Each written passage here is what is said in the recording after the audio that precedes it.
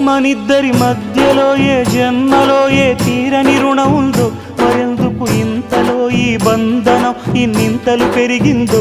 అమాయకమైన నీ చిన్నారి నవ్వును ఏ తల్లి కందో, ఇటే నీ దారి ఉందని నిన్ను ఏ సుడిగాలి పంపిందో.